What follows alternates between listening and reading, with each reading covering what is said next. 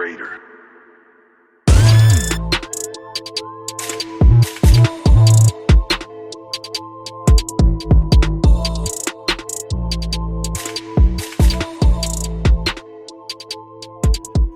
My goodness, what a proper derby! Haven't seen one in ages. Whirlwind.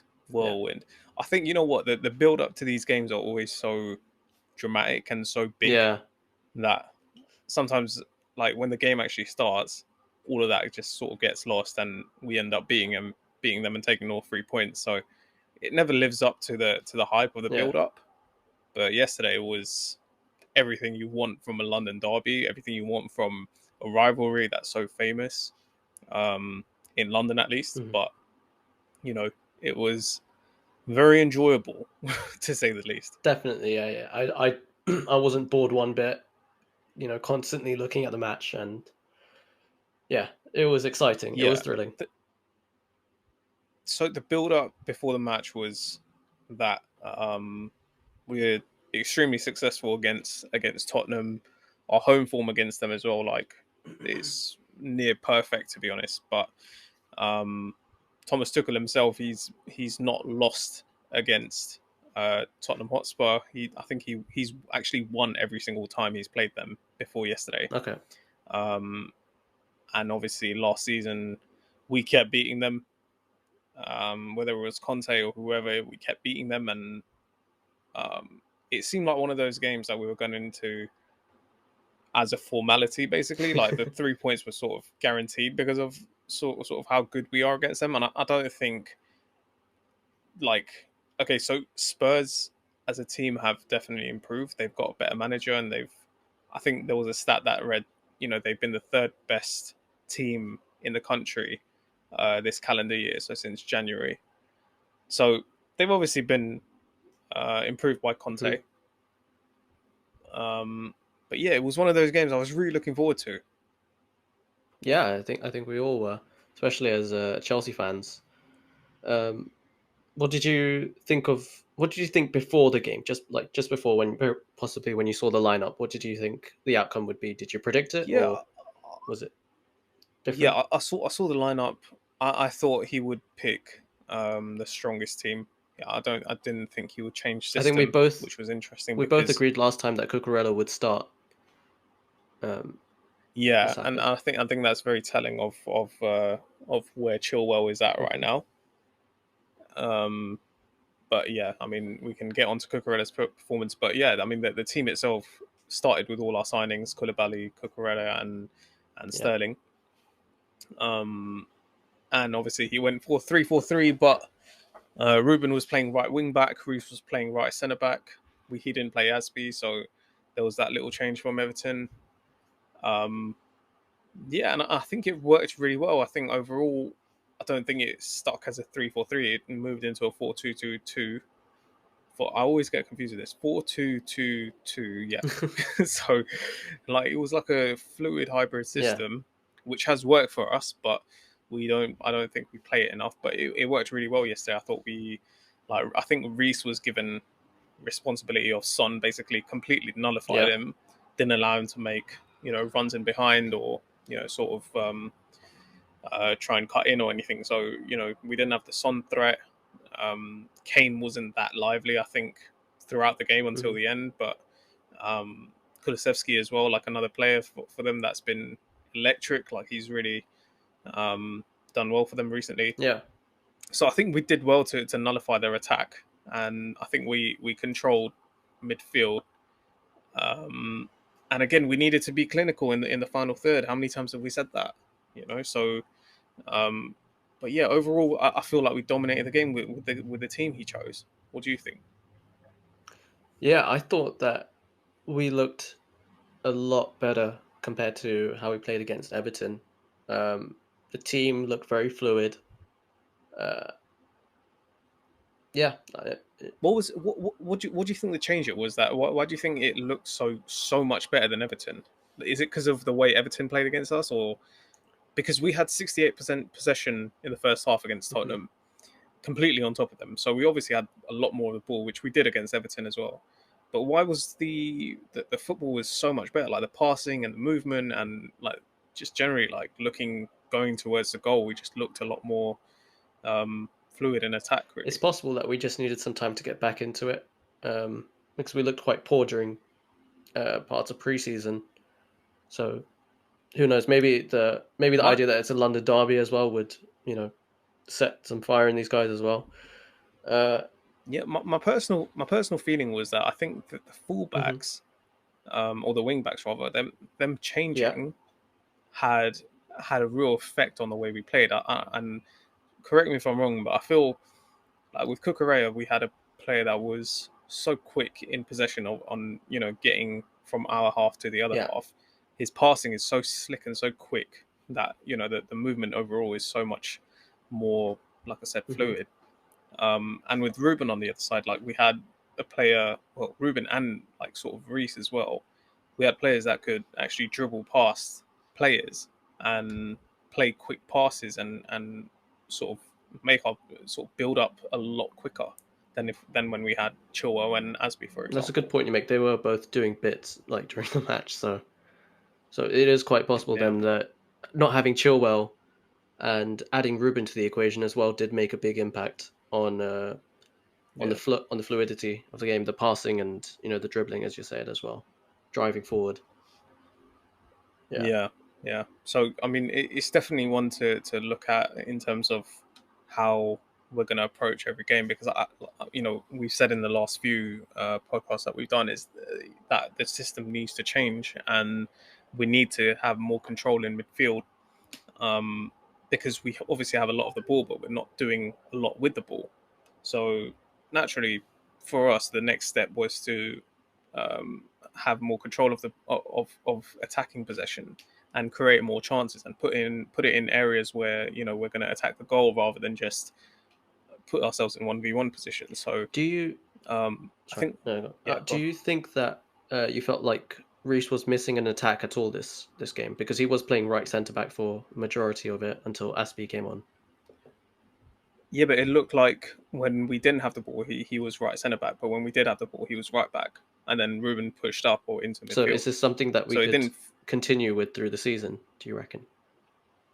No, I think that's exactly what we need to do, and we did it so many times last Hmm season, um, and I don't know why we haven't continued doing it because we're really fluid in that Yeah. shape. We don't necessarily need to be 4-2-2-2 or whatever, but and another thing is Mason Mount dropping into midfield. I don't know if you noticed that, but he dropped into midfield and he gave a bit of presence in the middle of the park basically, and allowed us to play a lot slicker, a lot hmm quicker, find a lot more angles for passes to move forward, and overall it felt like we're moving from a 3-4-3 in a defensive shape to a 4-2-2-2 in an attacking shape. So allowed Reese to actually become Reese and go down the flank and also defend. Um, but also equally, when we didn't have the ball, we had the defensive solidarity of a three-man defense and wing backs as well. So I feel like we've benefited overall completely in and out of possession. Yeah, I agree completely. I think that this was probably the best, one of the best starting lineups and, well, displays we've had as a result, that I've Yeah. seen so far. This, yeah, Yeah, it was genuinely. I mean, the performance. I don't think the result matched the no, performance definitely because, not.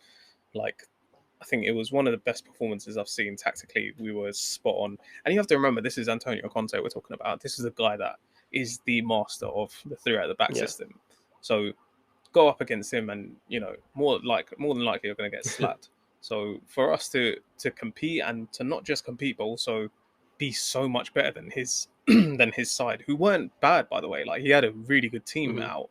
Um, better than a lot that I've seen since Pochettino maybe. yeah, So we have to take all of that into consideration and just credit ourselves on how good we actually were. yeah, Um, yeah, I mean we could have made it 3-4-0 maybe and put the game to bed, but I feel like every time we do one of these, it's like we talk about how many chances we missed and lacking presence. I think a lot of the time when we got into attacking positions, especially out wide, we tend to knock it back to the player behind so that we can shift it into the center, Mhm.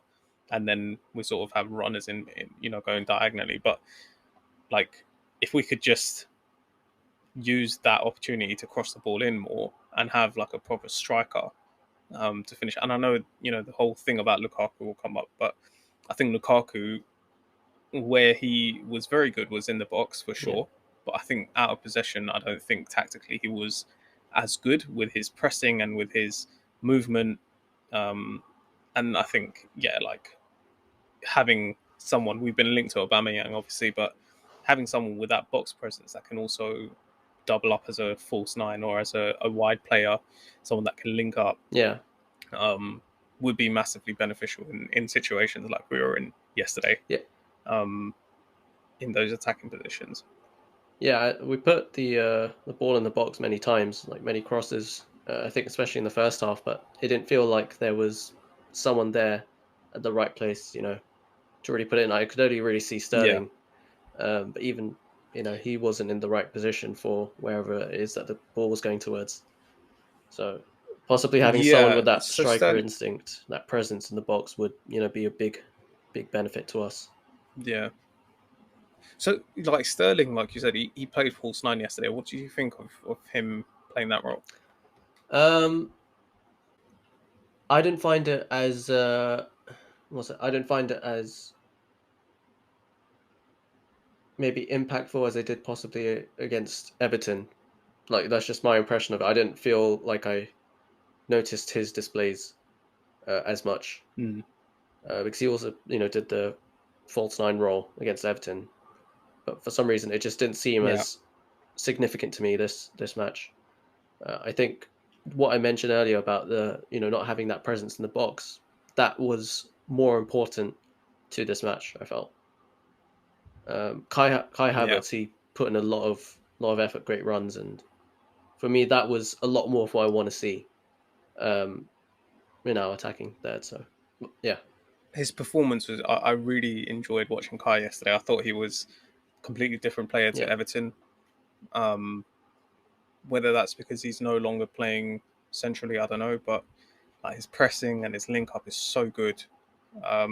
You almost forget that he's capable of scoring goals with left, right, and head. I think he almost scored yesterday as well. so close. Um, Yeah, he just needs to finish those off. That cross from Reece James. from across Yeah, from Reece, yeah, and he was in the middle at that point. But he needs to really want him to be better because he's so good with his movement, and he's one of those players that like, as bad as the finishing is, the movement is there. Like we discussed on the last one, like Morata was so good with his movement. Maybe sometimes his finishing yeah. was not good enough to sustain himself, He's but bulked up as well. He like he looks gets he in looks such. strong. He looks strong now. Yeah, you know what? It's not just physically, but I feel like he's added sort of a rugged side to Bit of his game grit as to well. it, Like, and hasn't he he? doesn't seem he doesn't seem like a good boy anymore. He seems like a man. He looks like he's grown into a man. He doesn't sort of let anyone take him for a mug or anything. Like he's on the field. He's squaring up to Yeah, players. Even yesterday, I think he squared up to Christian yeah. Romero. And it's something that we don't normally see from him. Like there's an angry side to him. I I like think that. I hope he taps like, with into strikers, it more.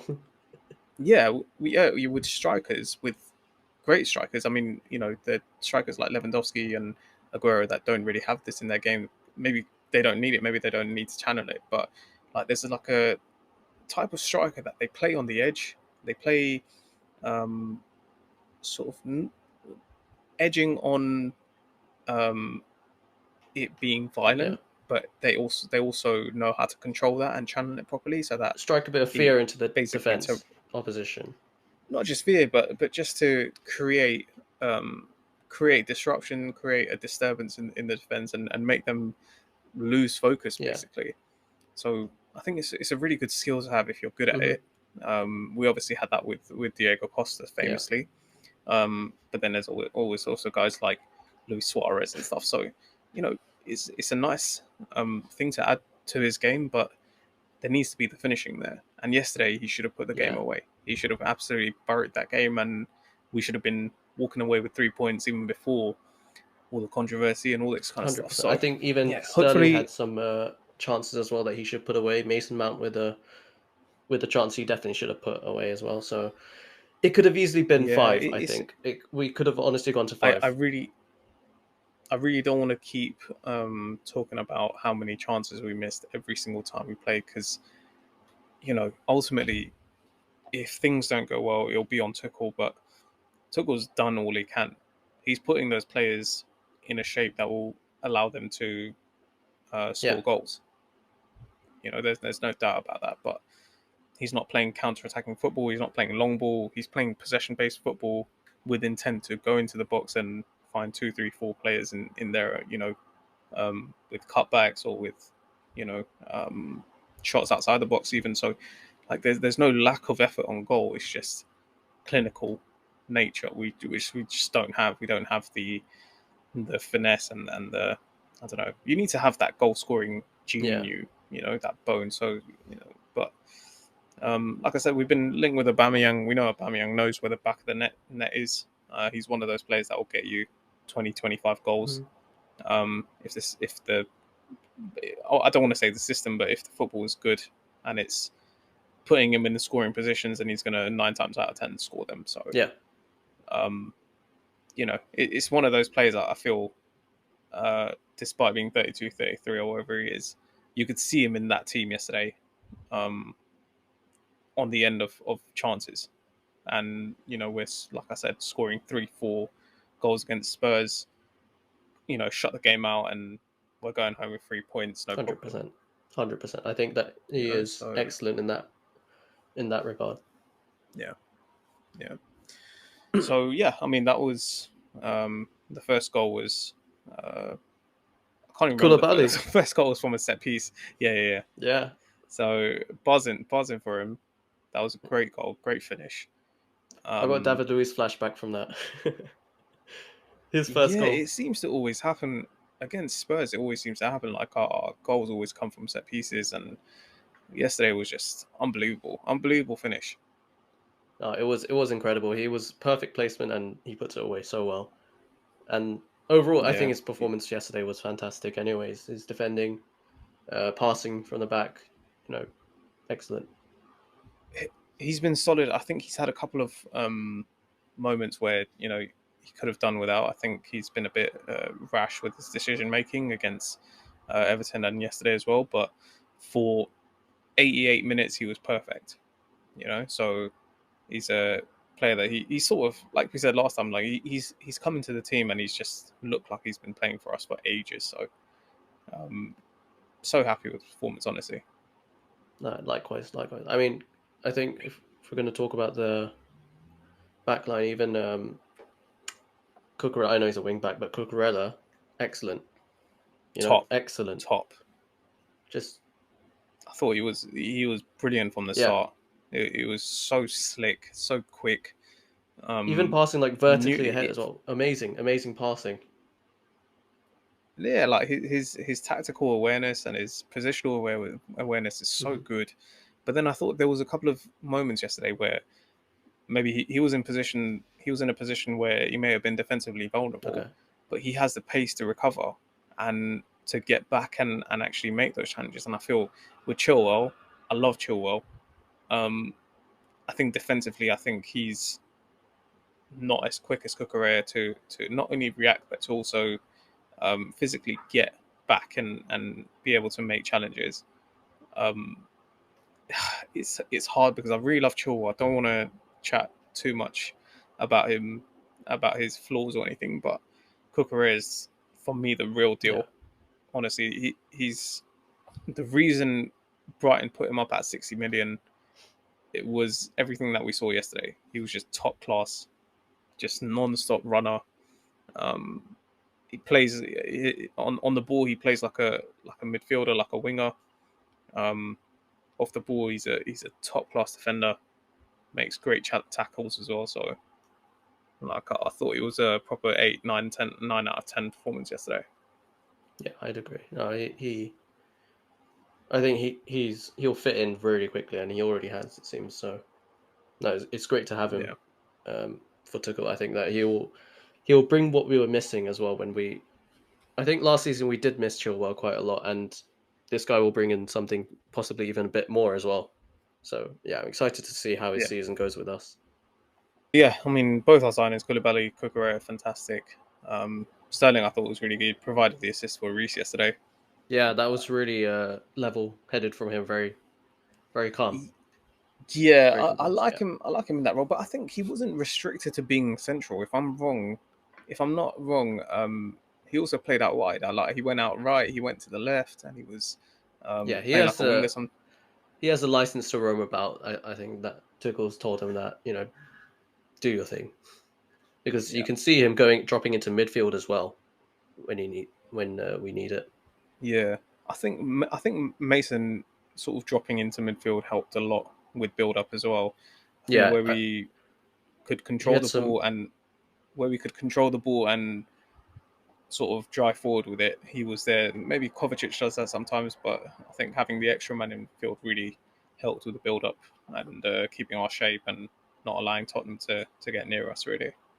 He had some fantastic exchanges with Cucurella. I don't know if I can't remember if it led to one of the got to Reece James's goals as well from the side, bringing it back into a No, I think it Sterling. was no, I think it was Koulibaly, and then Kante picked up the ball, played it to Sterling, and then Sterling Oh knocked yeah, it that's right. for That's right. Reece. Yeah. So, but yeah, overall the work rate was top class.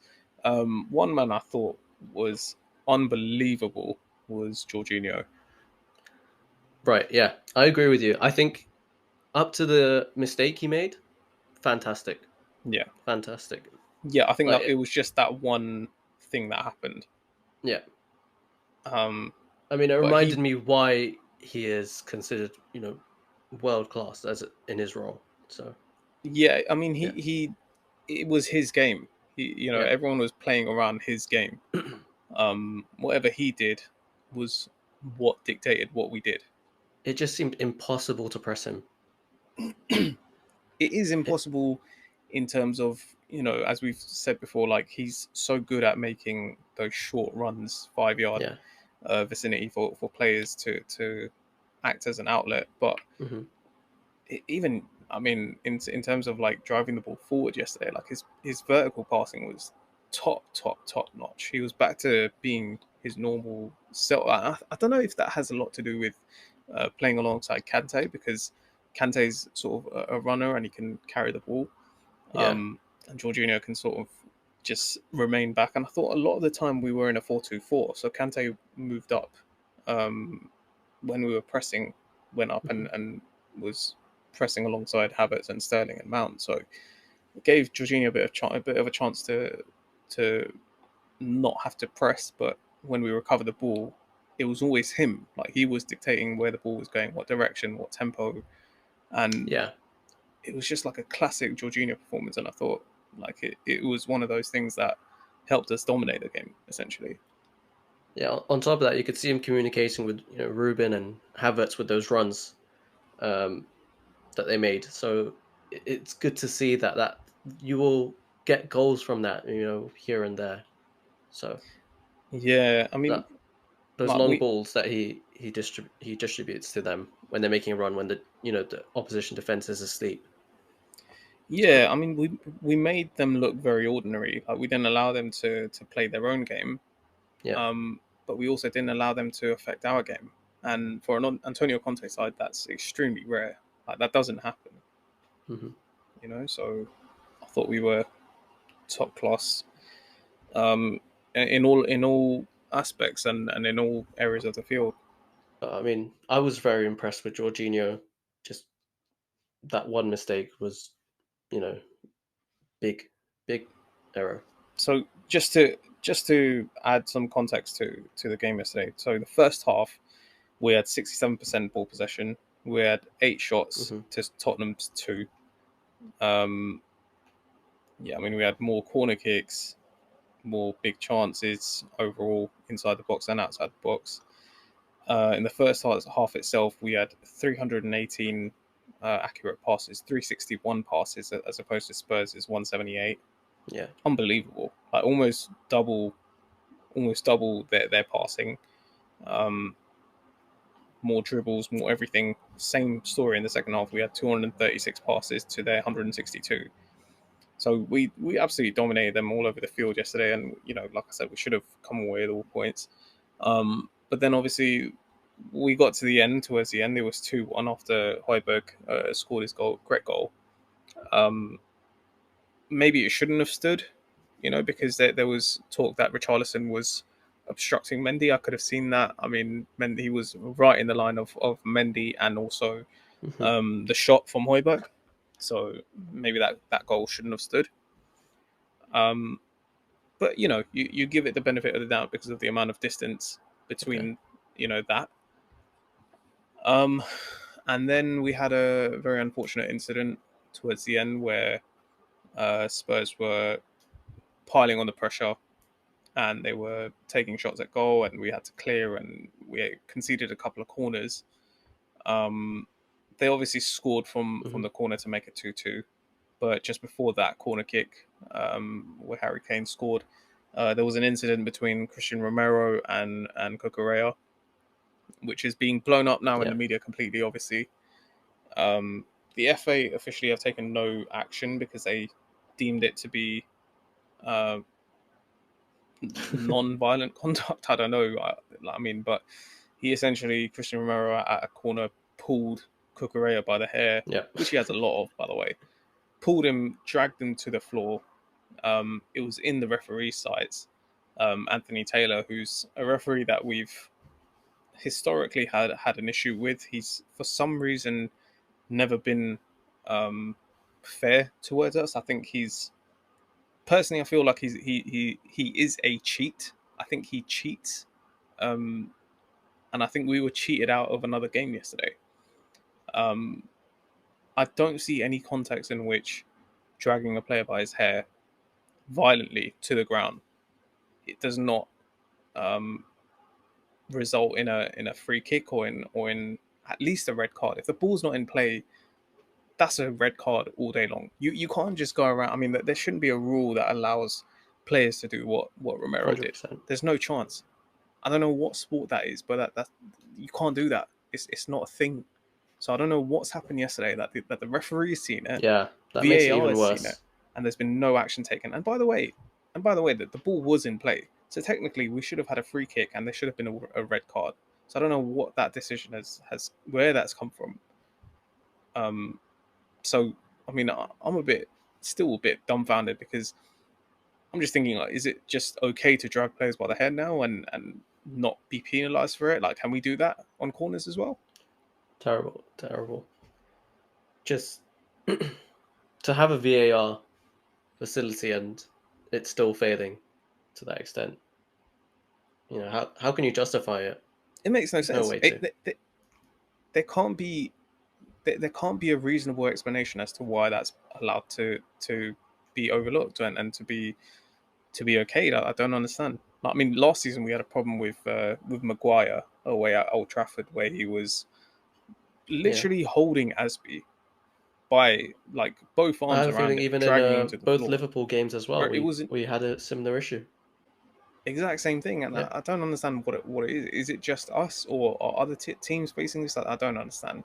I think that there are certainly incidents that are 50-50, and you can sort of think, okay, maybe the ref hasn't seen it, and maybe VAR thinks it's fair play or whatever.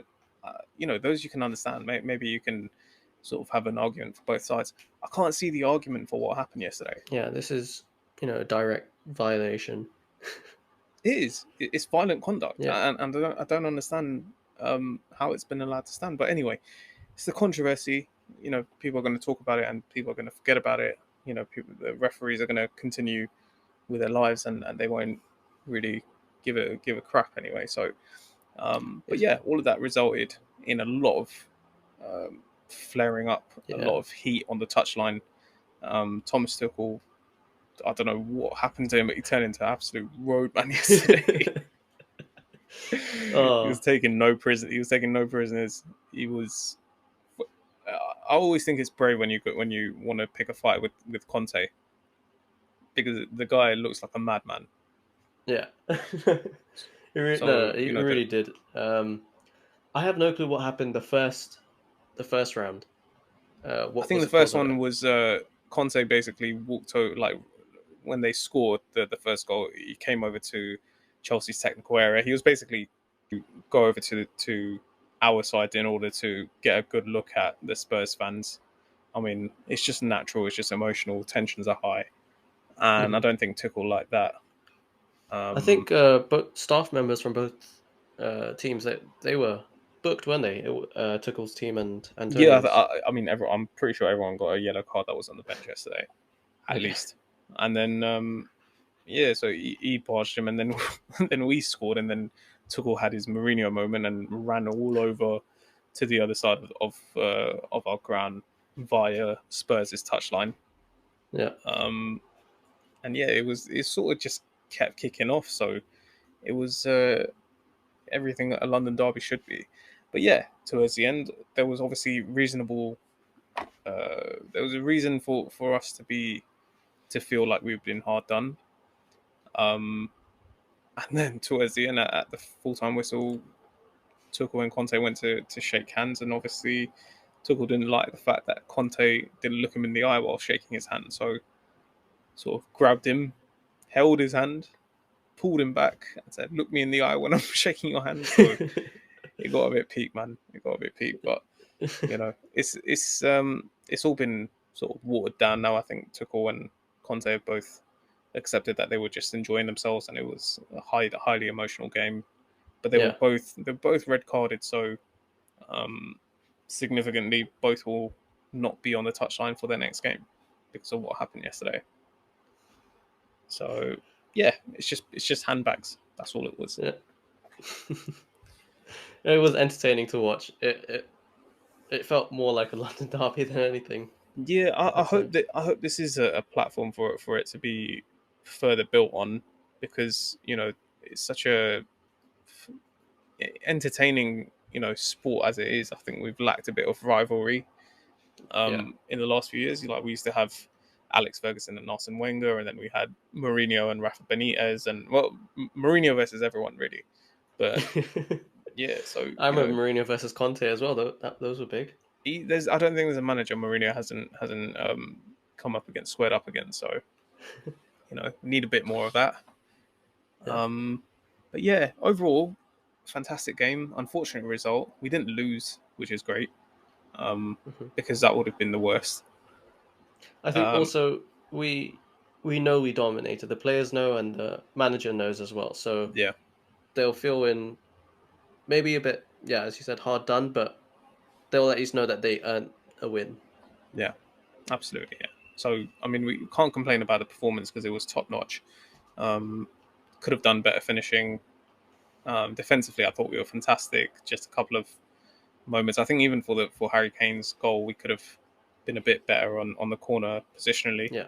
Hmm. Don't think we did enough. I think Koulibaly was out of position. Yeah. But yeah, it is what it is. Second game of the season against Spurs. Did not expect to be as good as we were, honestly. At the start, in pre-season, I didn't think we were anywhere close to delivering that sort of performance. But yeah, it's something great to build on. Got Leeds next, so hopefully it's something to take into that, channel that anger properly, and Hmm. you know, bring it out on Leeds really. Because who likes them? I don't. Oh, we don't. We do not. Yeah, What day is that Leeds match? it's next Saturday, next Sunday. Sunday. Okay. Yeah, yeah. Away, I'm guessing. We are away. Yeah. I'm Okay. pretty sure. Yeah. So just quickly, I mean, we talked about Aubameyang and potentially De Jong. Fofana is obviously in the pipeline. Another quick one I just wanted to discuss was Anthony Gordon, Hmm. Everton's right winger. He's been linked with us since last night. We actually put in a bid of 40 million, which was rejected. We're now reportedly, according to the Times, looking to go back in with a 50 million pound bid. Um, Wow. yeah, the reports are saying that Tuchel wants significant cover for right wing back, which I find a bit strange considering Loftus-Cheek's performance yesterday. Yeah. But yeah, I mean, I really rate him. I think he's a really good player. Whether he's worth 50 million, I'm not sure. Um, but he's certainly one of those really hard workers, hard pressers, Hmm. technically very good. 21 years of age, so he's not set the world alight. He's done really well. He's put in solid performances, but there's obviously been something that Tuchel has seen that he really likes, and he's going all out for him basically. For a 21-year-old, he's going at 50 million. No international appearances. I think something like 50 Premier League appearances. It That's does a very boggle. big risk. It Very does boggle crazy the risk. mind. So I don't know if you had any thoughts on what Tuchel's thinking there. I mean, we saw him when we played against them, and we both were impressed. 50 million would be a massive price tag to put on, um, Gordon, who hasn't really. I wouldn't say that he's proven that he is necessarily worth that, value, that price tag.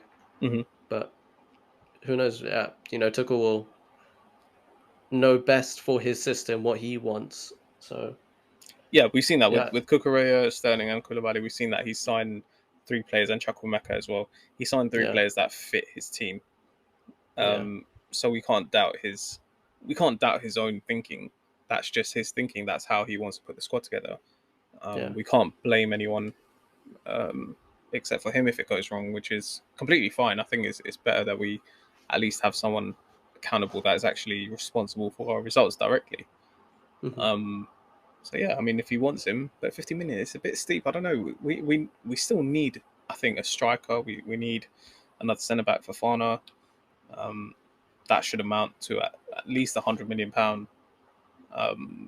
And then you add Gordon on top of that £150 million, and then you think of the De Jong rumours, which would take it to, I don't know, 220 million pound, and then Hmm. you add that on top of what we've already spent, which is about what, like 120 million. So we're looking at a window of well in excess of £300 million without many big names leaving. So I don't know. It seems like a bit of a not, I wouldn't say circus, but you do wonder how this works into FFP as well. Well, apparently we are quite good with FFP because the owners didn't take on any debt when buying Chelsea. Um, Yeah, but doesn't it apply to the but club accounts, not the owners directly? well, the club, in terms of club accounts, the debt to Roman Abramovich was wiped. Uh, I'm not sure if that's true. Wasn't that No, part but of the deal? the thing is, I don't know how that looks on as our account. I don't know how it works at this point, really, because of the change of ownership. But Hmm. to spend 300 million and not have any sort of revenue that would match that expenditure, I don't know. Maybe, I don't know. They probably know better than I do. What do I I know? hope they do. I hope they know what they're Yeah, doing. I know. So Yeah, they want to spend 300 million. Go for it, pal. yeah, Yeah, yeah. As long as it's not a waste, good. exactly. Yeah. I mean, we signed good players so far, so hopefully Yeah, Anthony Gordon can be another Chelsea legend. Who knows? who knows?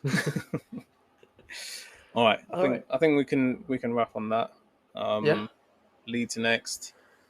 We can catch up after that. Hopefully, 3 points. Anything you're And hoping to see for Leeds? yeah, I mean, they're obviously going to a very physical side. They're high press. Hopefully, we can play in behind them and score a few goals. Okay. Yeah. I'm hoping to see more of Conor Gallagher and Armando Broja given a That's chance. right. Yeah, Personally, Kante's definitely out. Kovacic is out. So, be interesting to see who he goes with in midfield. yeah, So yeah, yeah, I'd like to see those two especially. I think because they've only come on as subs so far this season, so yeah. it'd be nice to Yeah, maybe give them a Chukwuemeka will proper get a chance. Chukwuemeka will get make Yeah, an that would be appearance on the interesting bench. too. Who knows? Yeah, I think it would be a good game for that. Yeah. Who knows? Maybe even Hudson-Odoi is given a chance. I know he's Mm, been linked with a move away, yeah. but who We'll knows if see he's how it staying or goes. not? Yeah. All right. Well, I think that we can wrap up on that. Thanks for listening. I know we've got a few new people in listening in, so grateful for the support. If you want to like the video, subscribe, go ahead, do that. don't really know how that benefits us. I just enjoy talking about this stuff. So, yeah, we carry on, and we will be back on the next one. I go after Leeds. Amazing. We all wait Leeds and Leeds and Leeds and Leeds. All right, nice one. Have a nice. Have a good one. All right. Cheers. See ya. Bye. Raider.